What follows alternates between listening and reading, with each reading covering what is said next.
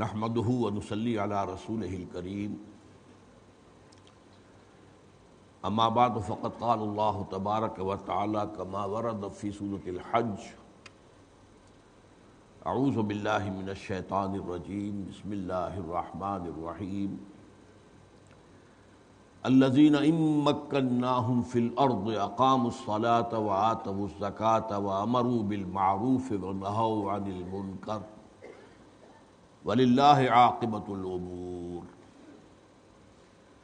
وقال عز وجل كما ورد في سورة آل عمران وَلْتَكُن مِّنكُمْ أُمَّةٌ يَدْعُونَ إِلَى الْخَيْرِ وَيَأْمُرُونَ بِالْمَعْرُوفِ وَيَنْهَوْنَ عَنِ الْمُنكَرِ وَأُولَٰئِكَ هُمُ الْمُفْلِحُونَ۔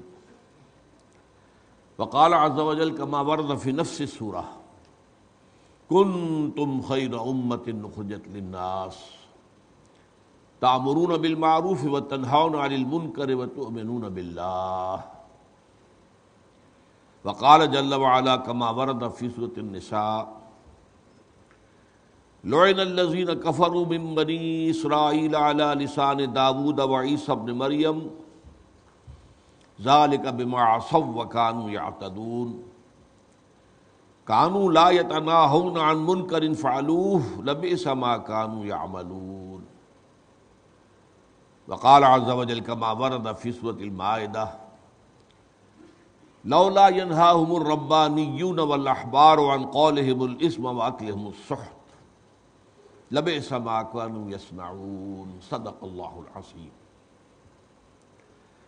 وعن أبي سعيد الخدري رضي الله تعالى عنه قال سمعت رسول الله صلى الله عليه وسلم يقول من رأى منكم منکرا فلیغیرہ بیدہ فإن لم يستطع فبلسانہ وإن لم يستطع فبقلبہ وذلك أضعف الإيمان۔ رواہ مسلم رحمہ اللہ۔ وعن عبد الله بن مسعود رضی اللہ تعالی عنہ ان رسول اللہ صلی اللہ علیہ وسلم قال ما بعث اللہ من نبی فی امتہ قبلی الا کان له حواریون واصحاب یأخذون بسنتہ ویقتدون بامرہ ثم انہ تخلف من بعدہم خلوف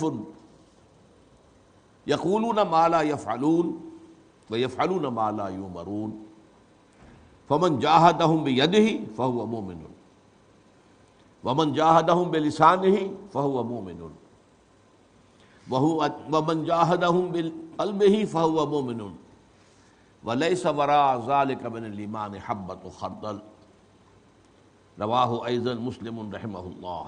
رب اشرح لی صدری ویسر لی امری واحلل عقدۃ من لسانی یفقہوا قولی۔ اللہم ربنا الہمنا رشدنا واعذنا من شرور انفسنا اللہم ارنا الحق حقا وارزقنا اتباعہ وارنا الباطل باطلا وارزقنا اجتنابہ۔ اللہم وفقنا لما تحب وترضى آمین یا رب العالمین۔ اسلام آباد کی لال مسجد جو پہلے وہاں کی مرکزی جامع مسجد کہلاتی تھی، جبکہ ابھی اسلام آباد چھوٹا شہر تھا، ابھی اس کی وسعتیں جو ہیں وہ ادھر ادھر بہت زیادہ پھیلی نہیں تھی، تو یہی مرکزی مسجد تھی۔ اور جہاں تک میری معلومات ہیں غالباً یہ اسلام آباد میں پہلی مسجد تھی جو تعمیر ہوئی ہے، اس لیے کہ جو جی سیکٹر ہے اسی میں سب سے پہلے وہاں وہ کوارٹر بنائے گئے تھے کہ جن میں جب مرکز جو ہے سینٹرل گورنمنٹ اس کی سیٹ تبدیل ہوئی ہے کراچی سے اسلام آباد، تو وہ جو وہاں پر پھر عملہ آیا ہے مرکزی حکومت کا، ان کے لیے یہ کوارٹرز بنائے گئے تھے، انہی کے آس پاس کی مسجد۔ پھر اس کے ساتھ جامع حفصہ ایک دارالعلوم کی حیثیت سے وجود میں آیا۔ وہاں جو کچھ ہو رہا ہے اس کے بارے میں 3 سوالات ہیں جو بڑے اہم ہیں۔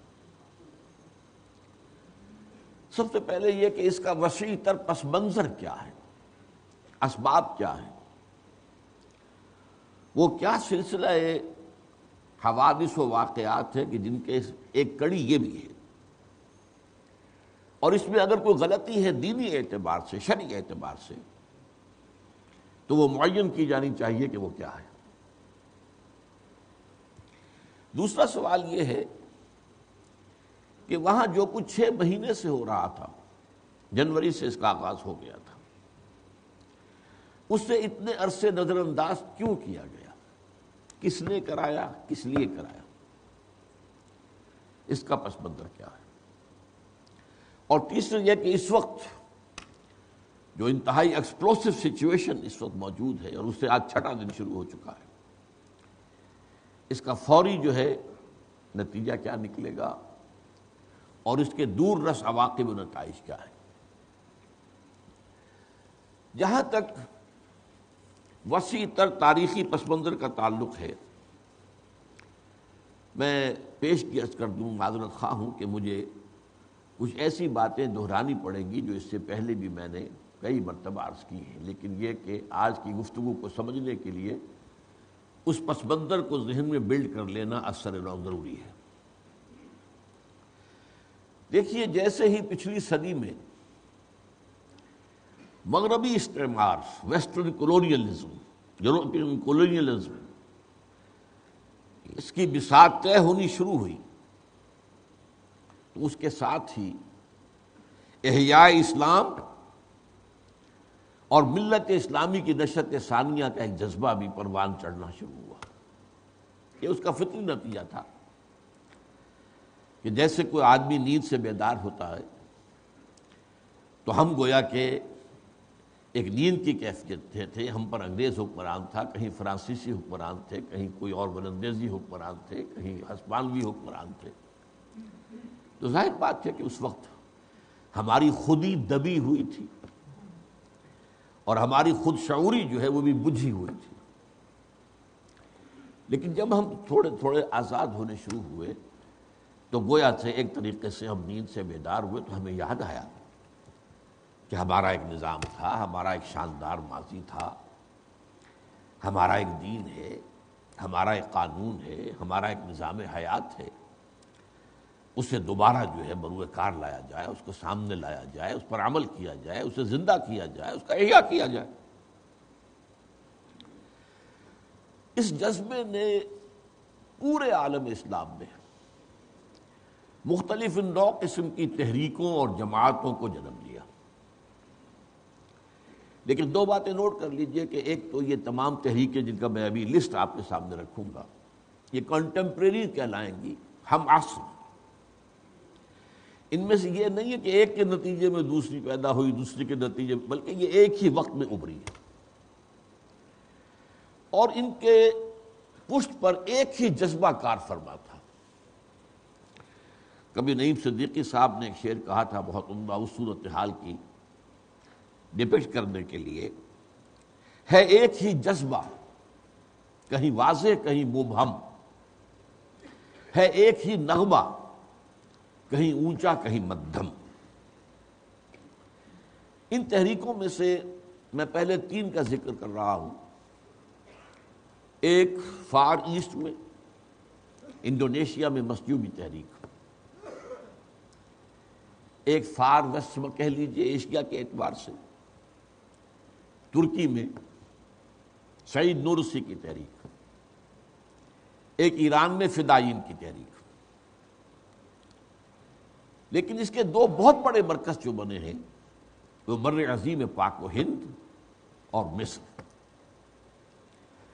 بر عظیم پاک و ہند کو جو عجمی عالم اسلام ہے اس کا امام ہونے کا مقام حاصل ہے، اور مصر کو عالم عرب کے ثقافتی امام ہونے کی حیثیت حاصل ہے۔ چنانچہ بر عظیم پاک و ہند میں نوٹ کیجئے، گنتی کر لیجئے صرف، مولانا ابوالکلام آزاد کی حزب اللہ 1913 سے 1920 تک، مولانا الیاس رحمۃ اللہ علیہ کی تبلیغی جماعت 1920 کے لگ بھگ شروع ہوئی، خیری برادران نے ایک جماعت قائم کی تھی، جماعت المسلمین، علی گڑھ میں قائم ہوئی تھی تحریک مجاہدین علی گڑھ، علامہ مشرقی کی زبردست زوردار خاکسار تحریک، 1930 کے بعد سے مسلم لیگ کی تحریک، اس سے پہلے مسلم لیگ کا کوئی نظریاتی جو ہے ایجنڈا نہیں تھا، صرف مسلمانوں کو ہندو کی غالب اکثریت سے جو خطرات پیش ہو رہے تھے ان کا ازالہ، ان کی پیش بندی۔ 1930 میں علامہ اقبال کے خطبہ الہ کے بعد اس کے اندر، خطبہ الہ آباد کے بعد اس کے اندر ایک رنگ پیدا ہوا احیاء اسلام کا۔ پھر 1941 سے جماعت اسلامی ہند، اس میں پھر کچھ عرصے کے بعد ایک اضافہ ہوا ہے، اور وہ ہے جہاد افغانستان کا جو فال آؤٹ ہوا ہے۔ یہ جہاد افغانستان جس کو کہ امریکہ نے سپورٹ کیا، بے تحاشا پیسہ دیا، اسلحہ دیا، پوری سپورٹ کی، اور اس نے اپنے ایجنڈوں کے ذریعے سے پوری دنیا میں جہاد فی سبیل اللہ کا غلغلہ بلند کرا دیا۔ چنانچہ دور دراز سے لوگ آئے اور وہاں پر انہوں نے اس جہاد میں حصہ لیا روسیوں کے خلاف۔ اب یہ علیحدہ بات ہے کہ امریکہ تو اپنا جو ہے وہ مقصد حاصل کرنا چاہتا تھا، لیکن جو لوگ وہاں پر آئے تھے وہ تو خلوص کے ساتھ آئے تھے، اور جو وہاں پر لڑ رہے تھے وہ بھی خلوص کے ساتھ لڑ رہے تھے، وہ روس کی غلامی اختیار کرنے کو تیار نہیں تھے۔ لیکن اسی جہاد کے فال آؤٹ میں پھر جہاد کشمیر شروع ہوا، اور یہ پاکستان کی ایجنسیز نے محسوس کیا کہ بہتے دریا میں ہاتھ دھو لو، اسی ریلے میں جبکہ افغانستان کا مسئلہ چل رہا ہے، تو اگر کشمیر کا مسئلہ بھی حل ہو جائے اور ہم کسی طریقے سے کشمیر کو ایک ملیٹنٹ تحریک کے ذریعے سے، مسلح ایک تحریک کے ذریعے سے ہندوستان کے قبضے سے نجات دلا دیں، تو یہ بھی اسی دور کی پیداوار ہے۔ پھر اس کے نتیجے میں جبکہ وہ جہاد افغانستان بھی ختم ہوا، جہاد کشمیر بھی ختم ہو گیا، تو وہ جو مجاہدین تھے ان کے جو بقیت السیف ہیں، جو بچے کھچے رہ گئے، ان میں سے اکثر کا جو ہے انہوں نے پناہ گاہ جو دی ہے وہ ہمارے قبائلی علاقوں کے اندر۔ تو یہ ایک مرکز بن گیا ہے در حقیقت ان جہادی تحریکوں کے، یوں سمجھیے کہ باقیات الصالحات کہہ لیجئے، ان کے جو بھی اثرات اور نتائج ہیں وہ باقی ہیں، اور اس کے اندر یقیناً ایک عسکریت پسندی اور گوریلا جنگ کا رنگ پیدا ہوا ہے۔ یہ تو میں نے بر عظیم پاک و ہند کی تحریکوں کی ایک لسٹ آپ کے سامنے رکھی۔ اس کے برعکس مصر میں یہ ہوا کہ یہ تقریباً یہ تمام شیڈز آف اوپینین ایک ہی بہت بڑی جماعت کے اندر وہ ضم ہو گئے، الاخوان المسلمون۔ وہ بہت بڑی جماعت تھی، اس میں کوئی شک نہیں، اور اس میں یہ سارے قسم کے جو ہیں شیڈز آف اوپینین جو یہاں بر اعظم پاک و ہند میں مختلف تحریکوں کی شکل میں تھے، یہ وہاں پر گویا کہ ملے جلے تھے۔ ان کا ایک ملغوبہ تھا الاخوان المسلمون۔ یہ جو تحریکیں تھیں، اب جو تلخ بات ہے وہ یہ ہے کہ 100 سال گزرنے کے ہو گئے ہیں، ان میں سے کسی کو کہیں کوئی کامیابی حاصل نہیں۔ اب ظاہر بات ہے کہ اس میں ان کے خلوص و اخلاص میں قطعاً کسی شک و شبے کی گنجائش نہیں، جوش و جذبے کی بھی نفی نہیں کی جا سکتی۔ خلوص و اخلاص اپنی جگہ ہے اور جوش و جذبہ اپنی جگہ ہے۔ اسی ضمن میں یہ بھی میں آپ سے کہہ دوں کہ اس وقت بھی جو اب جن کے لیے ایک نام ایک کالم نگار نے بنا لیا ہے، عبد البرادران، مولانا عبد العزیز اور عبد الرشید غازی صاحب، ان دونوں کا بھی جہاں تک خلوص و اخلاص کا تعلق ہے کسی شک و شبے کی گنجائش نہیں۔ یہ جو کہا جا رہا ہے کہ شادی ایجنسیوں کی پیداوار تھے اور ان کی ملی بھگت سے کوئی ڈرامہ جو ہے بنایا گیا ہے، یہ میرے نزدیک قطعاً کسی درجے میں بھی قابل قبول بات نہیں ہے۔ ان کا خلوص و اخلاص اپنی جگہ پر ہے، اس میں کسی شک و شبے کی کوئی گنجائش نہیں۔ اسی طرح ان کا مقصد اور ہدف بھی صحیح ہے، اسلام قائم ہو، منکرات کا سد باب ہو، عوامر کا جو ہے وہ رواج ہو، قوانین اسلامی جو ہے وہ نافذ کیے جائیں وغیرہ وغیرہ، ہدف صحیح ہے، درست ہے۔ ہر مسلمان کے دل کی آواز ہے، ہونی چاہیے، ہر صاحب ایمان کے دل کے اندر یہ آواز پیدا ہونی چاہیے۔ لیکن اصل مسئلہ کیا ہے؟ خلوص اور اخلاص کا تعلق جو ہے وہ دراصل اخروی اجر و ثواب سے ہے۔ خلوص و اخلاص ہوگا تو چاہے دنیا میں ناکامی ہو جائے اللہ کے ہاں اجر و ثواب جو ہے وہ محفوظ رہے گا۔ لیکن دنیا میں کامیابی کے لیے اہم ترین مسئلہ طریقہ کار کا ہے۔ طریقہ کار صحیح نہیں ہوگا تو خلوص و اخلاص کی کتنی بھی مقدار ہو، اس سے نتیجہ برآمد نہیں ہوگا اور منزل تک نہیں پہنچ سکیں گے۔ اصل مسئلہ جس کو ایمفیسائز میں کرنا چاہتا ہوں وہ یہ ہے کہ یہ جوش، یہ جذبہ ہے ایک ہی نغمہ، کہیں اونچا کہیں مدھم، اور ہے ایک ہی جذبہ، کہیں واضح کہیں مبہم۔ واقعہ یہ ہے، یہ اصل میں مغربی قوتوں کو اندازہ ہو گیا تھا کہ عالم اسلام میں یہ جذبہ پیدا ہو رہا ہے۔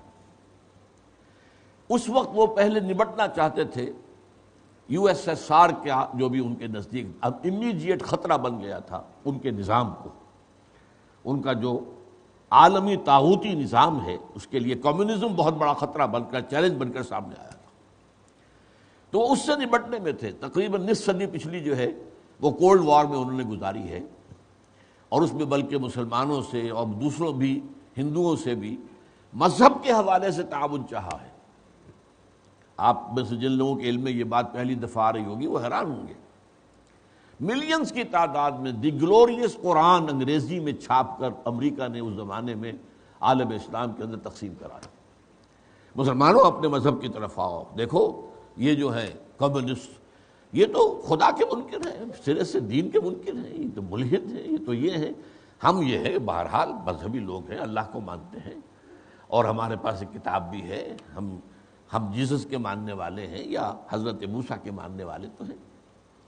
اور اسی حوالے سے اپنشد اور گیتا کے جو ملینز کی تعداد میں نسخے انگریزی میں انہوں نے پھیلائے ہیں، تاکہ اس مذہب کے حوالے سے کسی طریقے سے وہ جو آن سلاٹ تھی اس وقت کی، جو امیڈیٹ خطرہ تھا ان کے سرمایہ دارانہ نظام کو، اور اس کے ذریعے سے کہ جو پوری یوں سمجھیے گلوبل ایکسپلائٹیشن وہ کر رہے تھے، تو پہلے تو انہوں نے اس کی روک تھام کی ہے، لیکن انہیں اندیشہ ہو گیا تھا کہ عالم اسلام اس خطرے سے نمٹتے ہی ہمیں ایک دوسرے خطرے سے نمٹنا پڑے گا۔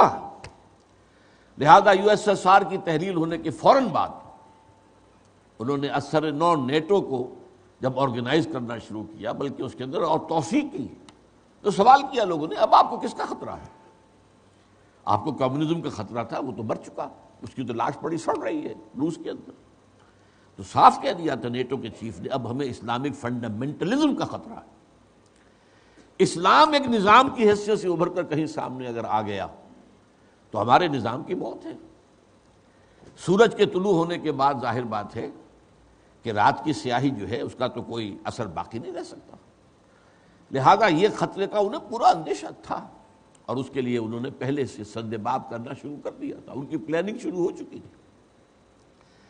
اب یہ جو تحریکیں ابھری ہیں ان میں سے ایک بات میں آپ کے بارے میں عرض کروں گا کہ میرے محدود معلومات کی حد تک ان میں سے کسی تحریک نے سوائے ایک کے جس کا بھی میں ذکر کروں گا طریقہ کار یا میتھوڈولوجی کی بحث نہیں کی۔ جذبہ ہے، جوش ہے، احیاء اسلام ہے، یہ کر دیں گے، اسلام آئے گا۔ علامہ اقبال نے بھی خوشخبریاں سنائیں، کتاب ملت بیضا کی پھر شیرازہ بندی ہے، یہ شاخ ہاشمی کرنے کو ہے پھر برگوبر پیدا۔ یہ تو اب نیا ایک انقلاب آنے والا ہے دنیا میں، اور یہ جو اسلام ہے نکل کے صحرا سے جس نے روما کی سلطنت کو الٹ دیا تھا، سنا ہے یہ قدسیوں سے میں نے وہ شیر پھر ہوشیار ہوگا۔ اور بال جبریل میں جو ان کی نظم ہے وہ تو واقعہ یہ ہے کہ ایک طرح کی پیشن گوئی اور بڑی زوردار ایک اذعانی کیفیت کے ساتھ ہے۔ شب گریزاں ہوگی آخر جلوہ خورشید سے، یہ چمن معمور ہوگا نغمہ توحید سے، یہ آنکھ جو کچھ دیکھتی ہے لب پہ آ سکتا نہیں، محو حیرت ہو کہ دنیا کیا سے کیا ہو جائے گی۔ تو یہ صورتحال جو ہے، یا جیسے انہوں نے کہا تھا جبکہ وہ اسپین میں قرطبہ کی مسجد، اور قرطبہ کی مسجد جو ہے اس کے ساتھ ہی دریائے بہہ رہا ہے آب کبیر، اور اس میں انہوں نے کہا تھا آب روان کبیر تیرے کنارے کوئی دیکھ رہا ہے کسی اور زمانے کے خواب۔ تو ویسے تو یہ کہ اس کا ایک غلغلہ، ایک ولولہ یہ تو ہوا، میتھوڈولوجی کیا ہوگی، یہ کام کیسے ہوگا، اس پر میرے معلومات کی حد تک واحد ایکسیپشن جو ہے وہ مولانا مودودی مرحوم تھے۔ 1940 میں مسلم یونیورسٹی علی گڑھ میں اسٹریچی ہال میں انہوں نے تقریر کی، اور وہ یہ کہ اسلامی حکومت کیسے قائم ہوتی ہے۔ اس کے ابتدائی الفاظ یہ تھے کہ بعض تاریخی اسباب کی وجہ سے آج مسلمانوں کے اندر یہ خواہش تو پیدا ہو چکی ہے کہ دنیا میں پھر اسلامی حکومت قائم ہو، لیکن اس کے بارے میں سنجیدگی سے غور و فکر نہیں ہو رہا ہے کہ وہ اسلامی حکومت کیا ہوگی، کیسے ہوگی اور کیسے وجود میں آئے گی، اس کا طریقہ کار کیا ہے۔ اس کا وہ پمفلٹ میں نے پچھلے بھی اپنے ایک اسی طرح کے خطاب میں اس کا تذکرہ کیا تھا، اسلامی حکومت کیسے قائم ہوتی ہے۔ مختصر پمفلٹ ہے لیکن بہت بہت پروفاؤنڈ۔ اس کا پھر عربی میں ترجمہ ہوا منہاج الانقلاب الاسلامی، اسلامی انقلاب کا منہاج کیا ہے۔ انگریزی میں ہوا پروسیس آف اسلامک ریولوشن۔ لیکن اسلامی انقلاب یا منہج انقلاب نبوی کے جو 2% اگر موٹے موٹے شمار کیے جائیں، ان میں سے ایک کے بارے میں تو انہوں نے بہت عمدہ وضاحت کی ہے۔ آج بھی میں اس کو اس اعتبار سے سمجھتا ہوں کہ ماسٹر پیس ہے، لیکن دوسرے فیز کے بارے میں وہ میں بعد میں عرض کروں گا کہ اس سے مراد میری کیا ہے، وہ 2 فیز کون سے ہیں۔ اس میں خاموشی ہے، وہاں خلا ہے۔ اب آئیے، یہ جو تحریکیں تھیں جن کا میں نے نام آپ کے سامنے لیا ہے، ان میں سے کچھ تحریکیں تو وہ ہیں جو غلط راستوں پر بھٹک کر اور دم توڑ گئی، ختم ہو گئی، اب ان کا وجود نہیں ہے، لیکن کچھ ابھی تک ہاتھ پاؤں مار رہی ہیں۔ لیکن صورت کیفیت یہی ہے ان کی کہ ڈور کو سلجھا رہے ہیں اور سرا ملتا نہیں۔ میرا اپنا معاملہ مجھے یاد ہے، میں ایکٹیوسٹ تھا، میڈیکل کالج کا اسٹوڈنٹ تھا، جمعیت طلبہ میں ناظم تھا، لیکن یہ خیال بار بار آتا تھا ہماری گفتگوؤں میں کہ یہ معاملہ جو ہے قابل غور ہے کہ قرآن مجید نے اقامت دین کی فرضیت کو تو بیان کر دیا، ان اقیموا الدین ولا تتفرقوا فیہ، لیکن اس کا طریقہ کار واضح نہیں کیا۔ وہ ہمارے ذہنوں میں اشکالات اس وقت پیدا ہو چکے تھے، چونکہ جماعت اسلامی جو ہے وہ الیکشن کے میدان میں آ گئی تھی، تو اس سے بہت سے ذہنوں کے اندر اشکالات پیدا ہوئے تھے کہ آیا یہ جو سابقہ ان کا اختیار کردہ انقلابی منہج تھا اس سے ہٹ کر ایک راستہ جو ہے وہ اختیار نہیں کیا جا رہا، لیکن اب اس کے لیے کوئی شرعی دلیل، تو اس کے لیے محسوس ہوا کہ یہ جو ہے اس کی کوئی وضاحت طریقہ کار کی قرآن مجید میں نہیں ہے۔ آ کے پھر کچھ عرصے کے بعد اللہ کے فضل و کرم سے مجھ پر یہ بات منکشف ہو گئی کہ طریقہ کار جو ہے وہ سیرت نبوی ہے، وہ اسوہ رسول ہے۔ اقامت الدین کی جد و جہد کا طریقہ کار عملاً دیکھنا ہو تو سیرت النبی پڑھیے، اس کے اسوہ رسول جو ہے اس کو پڑھیے۔ اس پر پھر میں نے بہت گہرائی میں جا کر غور و فکر کیا، ایک عرصہ میرا گزرا ہے سیرت کے مطالعے میں۔ اس سے پہلے کوئی خاص مجھے دلچسپی زیادہ سیرت سے نہیں تھی، میں تسلیم کرتا ہوں۔ قرآن کے مطالعے کا تو اس سے بہت پہلے سے میرا ذوق و شوق شروع ہو چکا تھا، لیکن اس وقت تک سیرت کے مطالعے کی طرف زیادہ توجہ نہیں تھی۔ لیکن پھر اس کو جب میں نے اپنا موضوع بنایا تو پھر جو بات سامنے کرسٹل کلیئر ہو کر میرے سامنے آئی، جس پر کہ پھر میں نے منہج انقلاب نبوی نام کی کتاب ضخیم ہے وہ شائع کی، انالیسس آف دی سیرہ، جس کو میں سیرت کی بجائے فلسفی آف دی سیرہ کہوں گا، کہ سیرت سے اخذ کرنا کہ طریقہ کار کیا تھا، کیا مراحل تھے، کیا منازل تھی، کون سے سٹیپس کے ذریعے سے حضور نے انقلاب برپا کیا، اور اس کے بعد جو ہے ابھی حال ہی میں اس کی ایک تلخیص سمجھ لیجئے سادہ الفاظ میں، وہ رسول انقلاب کا طریق انقلاب کے نام سے یہ 2 کتابیں جو ہے میں نے شائع کی۔ چنانچہ خلاف پیمبر کسے راہ گزید کہ ہرگز بمنزل نہ خواہد رسید۔ اب میں اس نتیجے کے اوپر حتمی طور پر پہنچ گیا کہ جب تک حضور کا راستہ اور میتھڈالوجی اختیار نہیں کی جائے گی کوئی تحریک کامیاب نہیں۔ خلوص ٹنوں کے حساب سے ہو، خلوص کتنا بھی ہو، جوش کتنا بھی ہے، جذبہ کتنا بھی ہو، قربانیاں کتنی بھی دے دی جائیں، لیکن اگر طریقہ جو ہے وہ میتھڈالوجی آف محمد صلی اللہ علیہ وسلم نہیں ہے تو کامیابی نہیں ہوگی۔ ترسم کے بے کعبہ نہ رسی اعرابی، کی راہ کے تمی روی میں ترکستان است۔ تم نے منزل تو بنایا ہے کعبے کو، لیکن چل رہے ان راستوں پر جو راستہ کعبے کی طرف لے کر نہیں جا رہا، کسی اور طرف لے کر جا رہا ہے۔ اب وہ کیا ہے؟ وہ منہج اسوہ رسول سے، لقد کان لکم فی رسول اللہ اسوۃ حسنہ، اس کا خلاصہ کیا ہے جس کو میں نے 6 سٹیپس میں بیان کیا، گنوا رہا ہوں آج، صرف تفصیل میں نہیں جانا ہے۔ نمبر 1، دعوت، ایمان پیدا کرنے، یقین والا ایمان پیدا کرنے کی دعوت بذریعہ قرآن، پہلا مرحلہ۔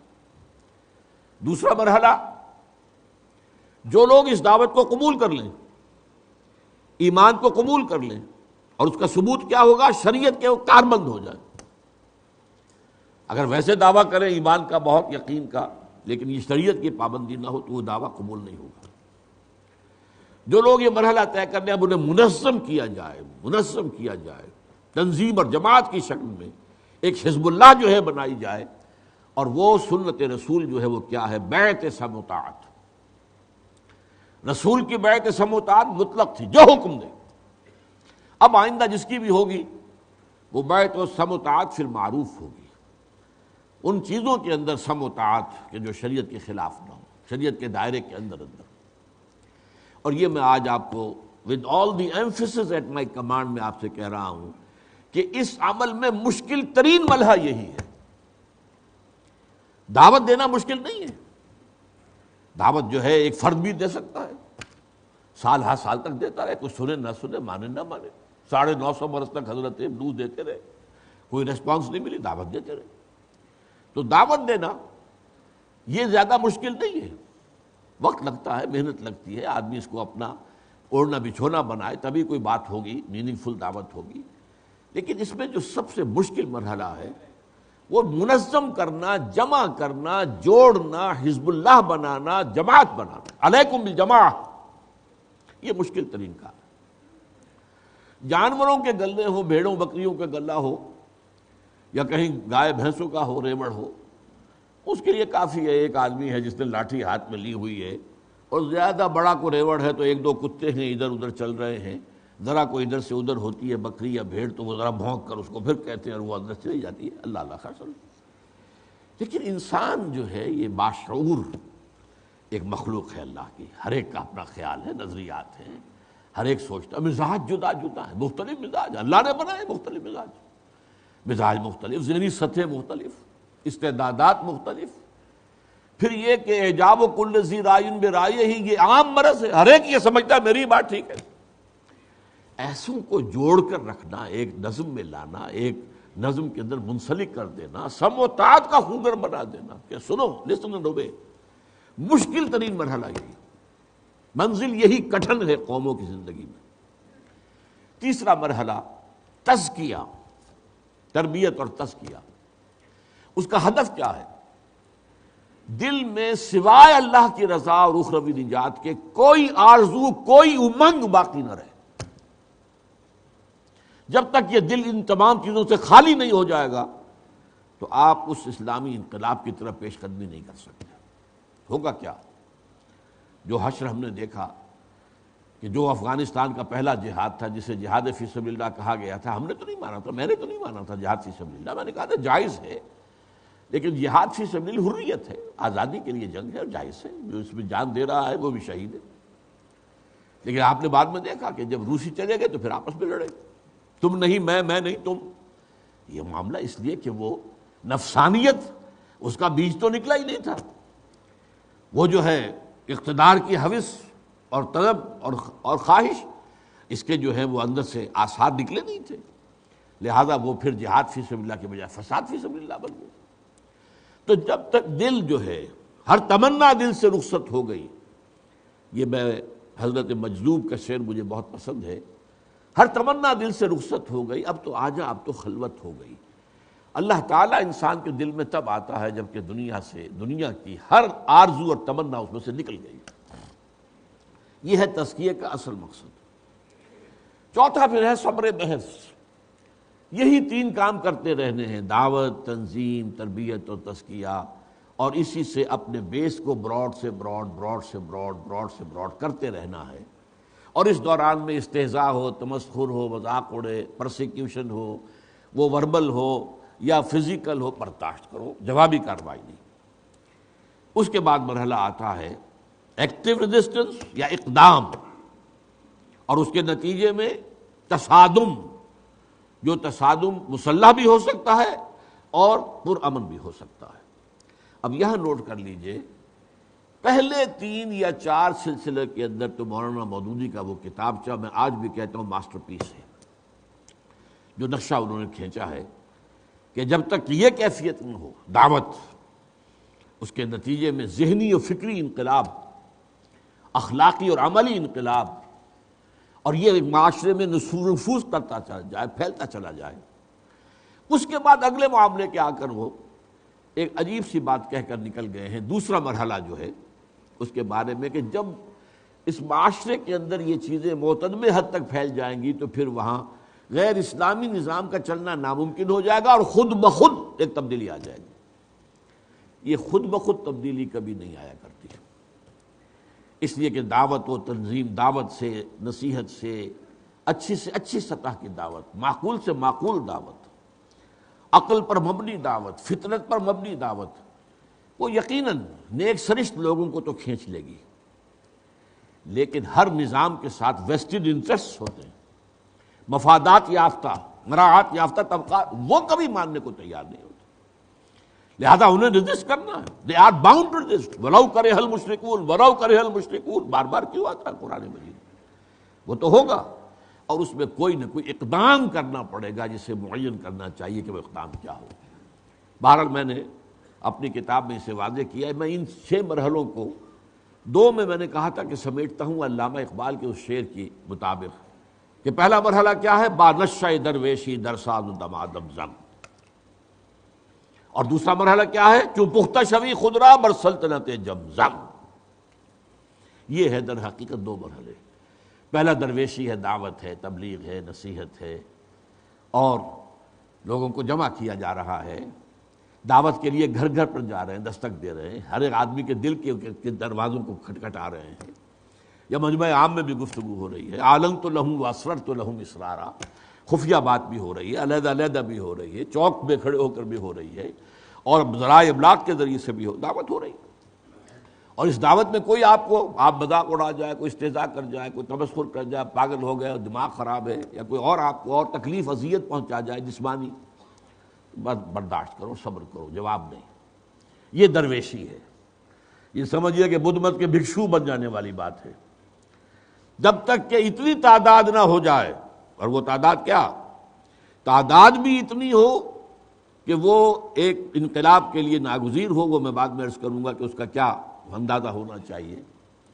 پھر یہ کہ ان میں سے ہر شخص نمبر 1 اس کے دل میں ایمان، یقین والا موجود ہو، اس کے عمل میں شریعت کے اوپر کاربند ہونے کی کیفیت موجود ہو، اور پھر وہ منظم ہو کر سم و طاعت کا خوگر ہو جائے، اور ان کے دلوں سے وہ جو دنیا کے اندر ترفع حاصل کرنا ہے، تلک الدار الآخرۃ نجعلها للذین لا یریدون علوا فی الارض ولا فسادا، زمین میں کوئی فساد پیدا کرنا یا اپنا اقتدار حاصل کرنا پیش نظر نہ ہو۔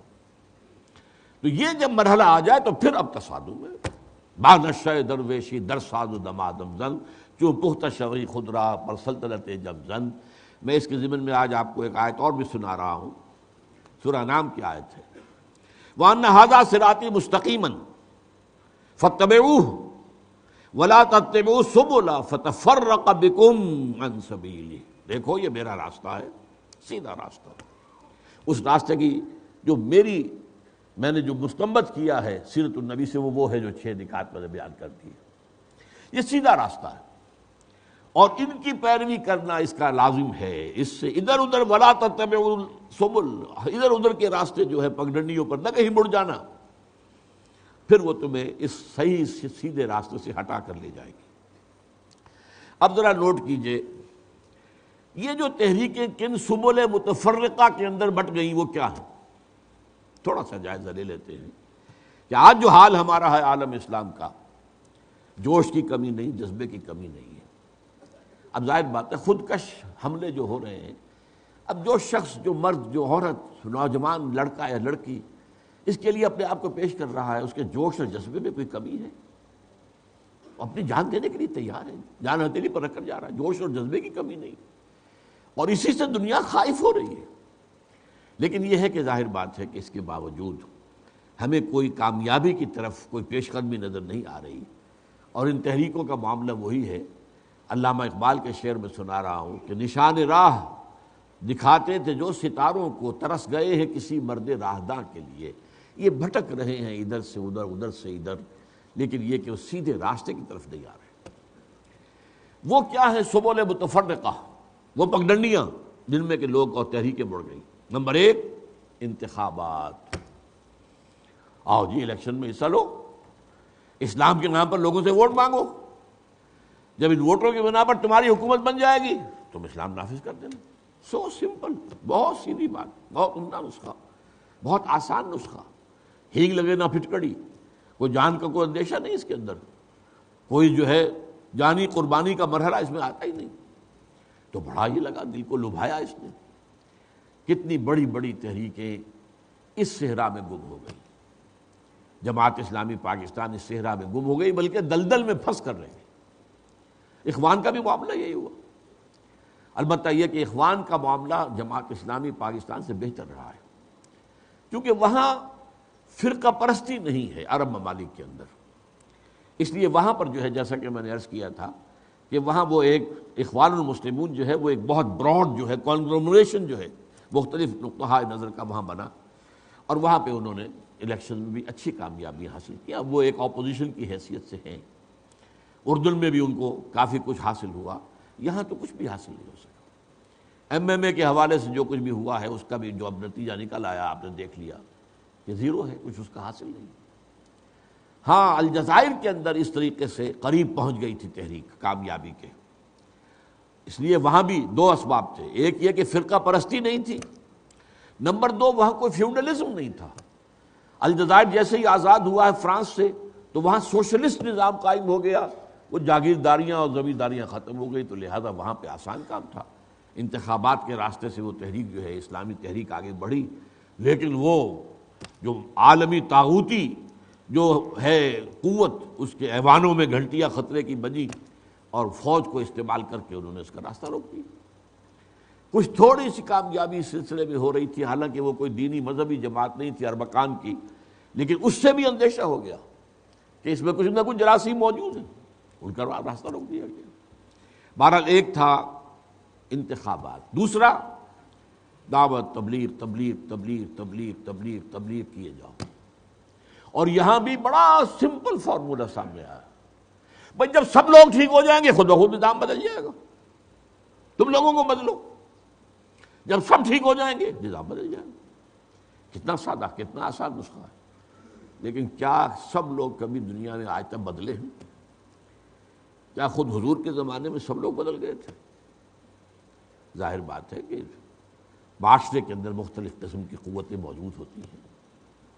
پھول کی پتی سے کٹ سکتا ہے ہیرے کا جگر، مرد ناداں پر کلام نرم و نازک بے اثر۔ سورہ شورا میں جو سورہ حدید میں جو فرمایا گیا وَأَنزَلْنَا الْحَدِيدَ فِيهِ بَأْسٌ شَدِيدٌ، ایسے لوگوں کی سرکوبی کے لیے ہم نے لوہا بھی تو اتارا ہے۔ اس کے اندر چونکہ جان کا اندیشہ ہے، محض تبلیغ کرتے رہو تو ٹھیک ہے، تکلیف تو کچھ نہ کچھ ہوتی ہے، گھر سے نکلے ہوئے ہیں، باہر گھوم رہے ہیں، مسجدوں میں فرش پر سو رہے ہیں، گھر کا آرام نہیں ہے، آسائش نہیں ہے، یہ ٹھیک ہے، بالکل تکلیفیں جھیلی ہیں، جان کا اندیشہ تو نہیں ہے نا۔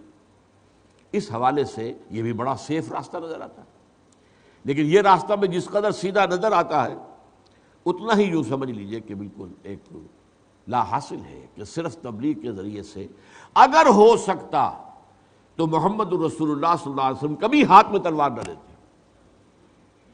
اس حوالے سے نوٹ کر لیجئے کہ یہ جو معاملہ ہے، اور یہ حضور کسی مسلمان کا خون زمین پر گرنا تو دور کی بات ہے، کسی کافر اور مشرک کا خون بھی گرنا گوارا نہ کرتے اگر محض تبلیغ کے ذریعے سے کوئی نظام بدلا جا سکتا۔ اور حضور سے بڑا مبلغ کون ہو سکتا ہے؟ حضور سے بڑا واعظ کون ہو سکتا ہے؟ حضور سے بڑا مربی کون ہو سکتا ہے؟ حضور سے بڑا مزکی کون ہو سکتا ہے؟ بہرحال یہ ہے دوسرا دو پگڈنڈی جس پر کہ یہ تحریک مڑی ہے۔ اور یہ نوٹ کر لیجئے، اس میں ایک بات ہے جو اس وقت کہنے کا تفصیل سے موقع نہیں ہے، تبلیغی جماعت کا بھی جو اصل تاسیس ہوئی تھی وہ مولانا الیاس رحمۃ اللہ علیہ کے قریبی ساتھیوں میں سے بعض نے مجھے بتایا کہ انہوں نے کہا تھا کہ میں تو شیخ الہند کی جماعت کا آدمی ہوں، ان کے پیش نظر نقشہ کچھ اور تھا۔ فوری طور پر جو میوات کے علاقے کے اندر کے جو شدی کی تحریک شروع ہوئی تھی اس کے لیے ایک طریقہ کار وضع کیا گیا تھا، لیکن وہ نہیں تھا، ابدی نہیں تھا، مستقل نہیں تھا۔ بعد میں بہرحال اس کی قلب ماہیت ہوئی ہے اور اسی راستے کے اوپر جو سمجھ لیا گیا کہ بس یہی آخری راستہ ہے اور یہی واحد طریقہ ہے اور یہی در حقیقت جو ہے یہ مسنون طریقہ ہے۔ تیسرا راستہ جو ہے جس میں یہ تحریک بھٹکی ہے یہ ہے اب جو جہاد افغانستان، جہاد کشمیر اور اس کے نتیجے میں پاکستان کی جہادی تنظیمیں اور جہاد افغانستان کے بقیت السیف جو اب پاکستان کے کچھ علاقوں میں آ کر جو ہے وہ چھپے، انہوں نے پناہ لی اور وہاں پہ شادیاں بھی کر لی، آباد بھی ہو گئے، تو ان سب کے ذریعے سے ایک اور راستہ جو ہے وہ کھلا ہے، اور وہ یہ ہے کہ گوریلا وار ہو، مسلح جد و جہد ہو، اور اس کا ایک مرکز جو ہے پاکستان کے قلب میں یہ جو ہے لال مسجد اور جامع حفصہ بن گیا۔ یہ ہے پچھلا پورا پس منظر۔ گویا کہ اگر ہم یہ کہیں کہ ان حضرات نے غلطی کی ہے، وہ یہ بھی کہہ سکتے ہیں کہ نمن تنہا دری میں خانہ مستم، جنید و شبلی و عطار ہم مست، بھئی ہم سے غلطیاں ہوئی ہیں، ہم بھٹک گئے، تو یہ بھی تو بھٹکی ہوئی تحریکیں ہیں جو ادھر ادھر بھٹک رہی ہیں، اور وہ کٹی ڈور کی پتنگ کے مانند جو ہیں ہوا کے رحم و کرم پر ہیں ادھر یا ادھر۔ بہرحال اب میں آ رہا ہوں اس موضوع کے اہم ترین پہلو پر، ایک خاص دینی تصور کے بارے میں جو بہت بڑا مغالطہ پیدا ہوا ہے اور ہو رہا ہے، وہ ہے نہی عن المنکر کے ضمن میں۔ یہ عظیم مغالطہ بلکہ گمراہی کی شکل ہے کہ جو اس وقت سامنے آ رہی ہے۔ دیکھیے میں نے شروع میں جو آیات پڑھی ہیں آج کی گفتگو کے لیے، ویسے تو یہ کہ امر بالمعروف نہی عن المنکر یہ ایک جوڑے کی حیثیت سے یہ اصطلاح جو ہے گاڑی کے دو پہیوں کی طرح جڑ کر قرآن میں 10 مرتبہ آئی۔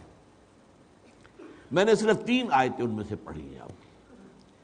پہلی آیت سورہ حج کی ہے اور اس میں فرمایا گیا ہے الذین ان مکناہم فی الارض، وہ لوگ کہ جنہیں اگر ہم زمین میں تمکن عطا کر دیں، ان کے پاس حکومت آ جائے، اختیار آ جائے، تو وہ نماز قائم کریں گے، زکوٰۃ ادا کریں گے اور نیکیوں کا حکم دیں گے اور بدی سے روکیں گے۔ وَلِلَّهِ عَاقِبَةُ الْأُمُورِ، اور بالآخر تو سارے معاملات کا جو نتیجہ ہے، انجام، وہ تو اللہ تعالیٰ ہی کے ہاتھ میں ہے۔ پھر سورہ آل عمران میں یہ جو مدنی صورت ہے، سورہ حج جو ہے اس کے مکی مدنی ہونے میں اختلاف ہے میرے نزدیک، وہ ہے اصلاً جو ہے مکی صورت ہے، البتہ یہ چند آیات اس میں وہ نہ مکی ہے نہ مدنی ہے، برزخی ہیں۔ یعنی حضور صلی اللہ علیہ وسلم جب مکے سے چل کر مدینے کی طرف تشریف لے جا رہے تھے، ہجرت کا سفر طے کر رہے تھے، اثناء سفر ہجرت میں یہ آیات نازل ہوئی۔ یہ گویا کہ حضور کا صلی اللہ علیہ وسلم مینیفیسٹو تھا کہ اگر اقتدار مل گیا، اور وہ مل رہا تھا، جا رہے تھے آپ بے تاج بادشاہ کی حیثیت ہی سے تو آپ مدینے میں داخل ہوئے، آپ کے استقبال کی تیاریاں وہاں ہو رہی تھی، تو وہاں جا کر یہ کام کرنا ہے۔ البتہ یہ کہ جب ایک امت کی تشکیل ہو گئی، اور یہ اب سورہ آل عمران کی آیات ہیں جو میں نے آپ کو پڑھ کر سنائی ہیں، وَلْتَكُن مِّنكُمْ أُمَّةٌ يَدْعُونَ إِلَى الْخَيْرِ وَيَأْمُرُونَ بِالْمَعْرُوفِ وَيَنْهَوْنَ عَنِ الْمُنكَرِ وَأُولَٰئِكَ هُمُ الْمُفْلِحُونَ۔ اب یہاں پہ ذرا ایک تفصیلی ہے معاملہ کہ منکم جو ہے یہاں پر من تبعیضیہ ہے یا من بیانیہ ہے۔ من بیانیہ کا مطلب کیا ہوگا؟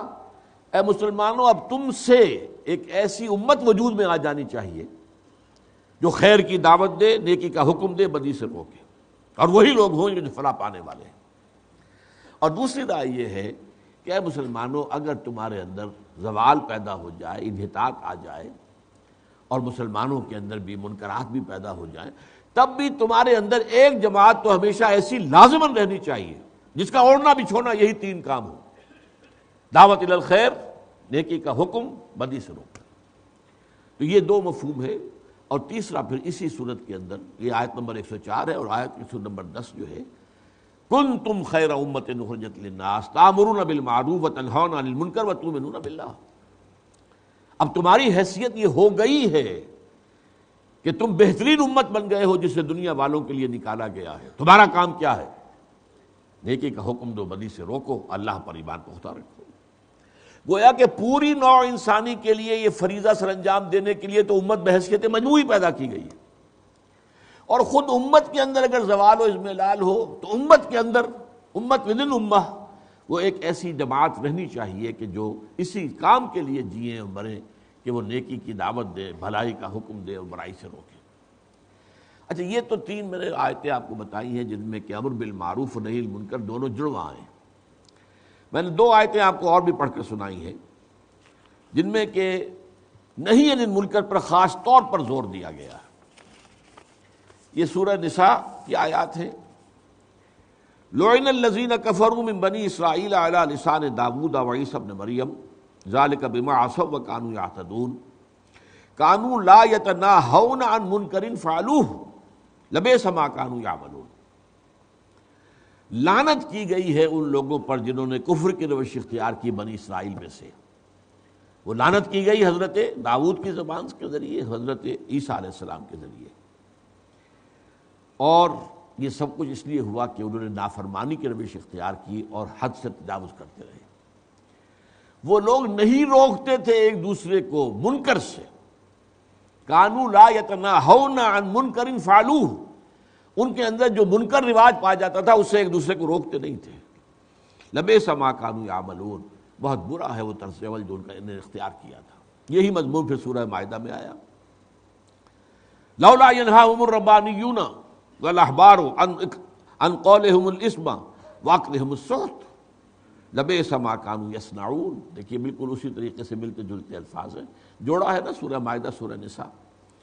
تو یہ کیوں نہیں روکا ان کے ربانیین نے اور ان کے علماء نے اور ان کے صوفیاء نے لوگوں کو ان کو حرام کھانے سے اور گناہ کی بات کہنے سے روکا کیوں نہیں؟ اور یہ بہت ہی برا انداز تھا جو انہوں نے اختیار کیا. تو نہی عن المنکر پر اضافی زور آ رہا، یہ بیان کرنا ہے آپ کے سامنے کہ ایک ہے امر بالمعروف نہی عن المنکر، ایک جوڑا. لیکن قرآن مجید میں اور پھر احادیث کے اندر نہی عن المنکر پر زور زیادہ ہے. چنانچہ 2 حدیثیں میں نے آپ کو سنائی. حضرت ابو سعید خدری رضی اللہ تعالیٰ عنہ فرماتے ہیں کہ میں نے حضور کو خود یہ فرماتے ہوئے سنا، من رأى منکم منکرا فلیغیرہ بیدہ، تم میں سے جو شخص بھی کسی منکر کو دیکھے، بدی کو دیکھے، اس کا فرض ہے کہ اسے ہاتھ سے روکے. یہاں ہے جو اصل مغالطہ آئے گا، وہ مجھے بعد میں آپ کو بتانا ہے. فَإِن لَمْ يَسْتَطِعْ فَبِلِسَانِهِ، اگر اس کی استطاعت نہ رکھتا ہو تو زبان سے روکے.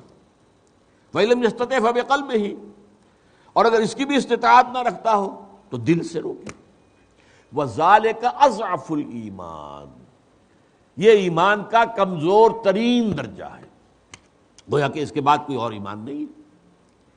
یہی مضمون آیا عبداللہ ابن مسعود سے رضی اللہ تعالی عنہ، جس کا ترجمہ یہ ہے کہ حضور فرماتے ہیں کہ اللہ تعالیٰ نے مجھ سے پہلے جس نبی کو بھی اس کی امت میں بھیجا، اس میں سے اس کے کچھ نہ کچھ حواری اور اصحاب ضرور ہوئے. وہ کیا کرتے تھے؟ یاخذون بسنتہ ویقتدون بامرہ، اپنے نبی کی سنت کو مضبوطی سے پکڑ لیتے تھے، اس کے حکم کے مطابق چلتے تھے. ثم انھا تخلف من بعدہم خلوف، پھر ہمیشہ ایسا ہوا ہے کہ ہر نبی کے بعد کچھ عرصے کے بعد پھر ایسے ناخلف لوگ آ گئے جو کہتے وہ تھے جو کرتے نہیں تھے، اور کرتے وہ تھے جس کا حکم نہیں ہوا تھا. بدعات، رسومات نہیں سے نہیں، قول اور فعل کا تضاد. اب فرمایا فمن جاہدہم بیدہ فہو مؤمن، جو ان سے ہاتھ کے ساتھ جو ہے طاقت کے ساتھ جہاد کرے گا. ظاہر بات ہے طاقت کے ساتھ جہاد کا مطلب تو قتال ہے، جنگ ہے، گویا کہ جنگ کی طرف رہنمائی کی جا رہی ہے. فمن جاہدہم بیدہ، ہاتھ سے، طاقت کے ساتھ، فہو مومن. ومن جاہدہم بلسانہ، جو زبان سے کرے وہ بھی مومن ہے.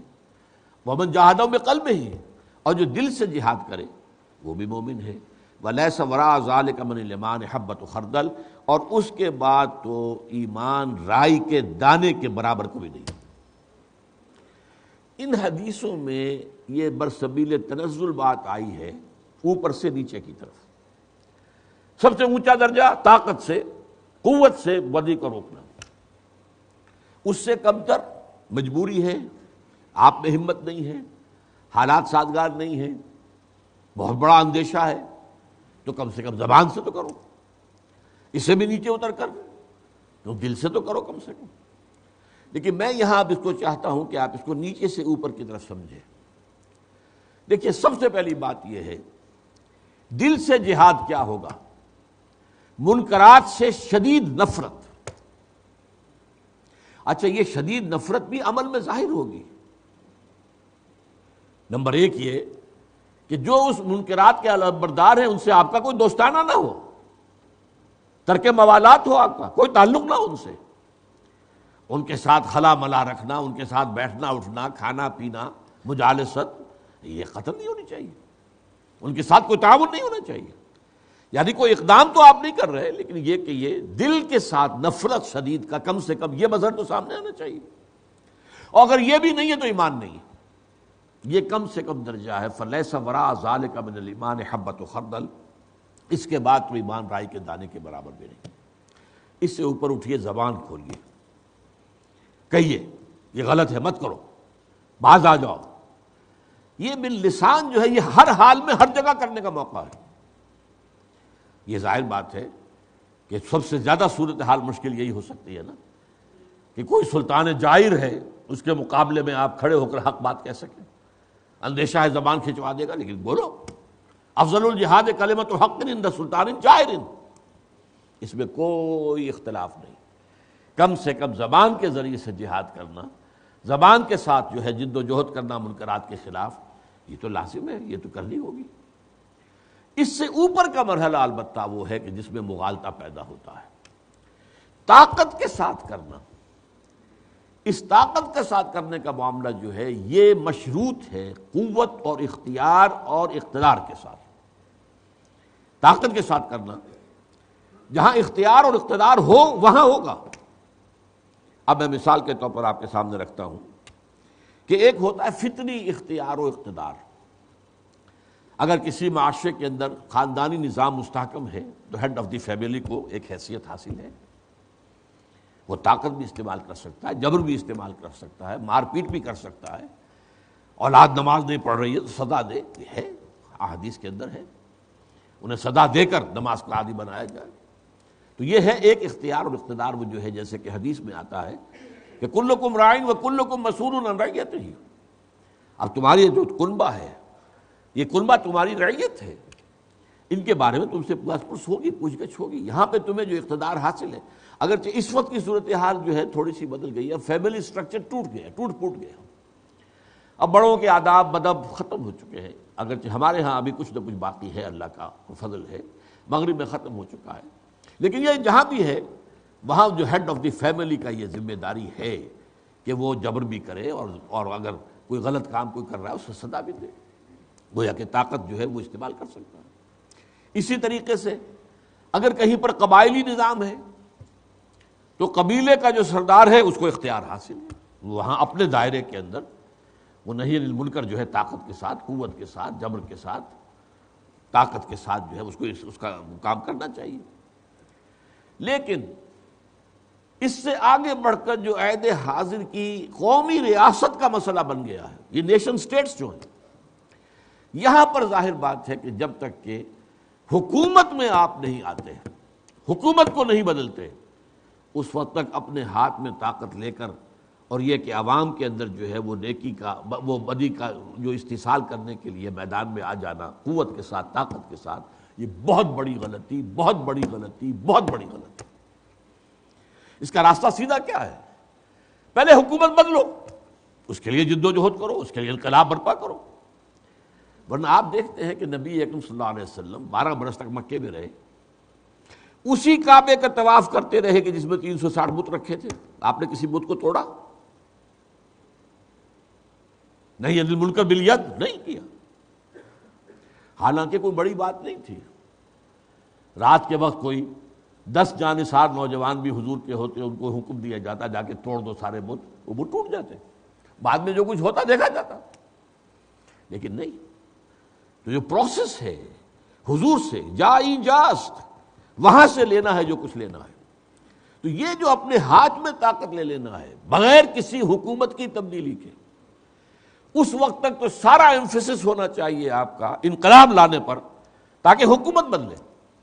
اگر فساق و فجار کی حکومت ختم ہو جائے گی، اور اگر واقعتاً اہل ایمان جو دین اور شریعت کے پابند ہوں ان کی حکومت ہوگی، تو وہ پھر اس کے ذریعے سے جو استیصال ہوگا بدی کا اور منکرات کا، وہ ہوگا کہ جو صحیح پروسیس ہے، جو صحیح طریقہ ہے۔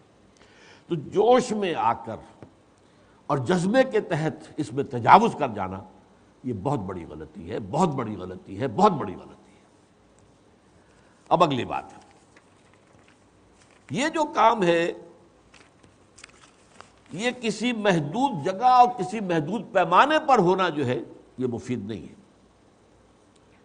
ہاں اگر کوئی چھوٹا سا جزیرہ ہو، فرض کیجئے ایک علیحدہ ملک ہے، چھوٹا سا جزیرہ ہے، چند لاکھ کی آبادی ہے، تو چند ہزار کی نفوس پر جماعت مشتمل ہوگی تو وہ بھی انقلاب برپا کر دے گی، کوئی شک نہیں۔ حضور کے زمانے میں کیا تھا؟ پورے جزیرہ نما عرب کی آبادی کتنی ہوگی؟ اور خاص طور پر چونکہ پھر وہاں کوئی مرکزی حکومت تو تھی ہی نہیں، تو معاملہ جو تھا وہ تو براہ راست قریش کے ساتھ تھا۔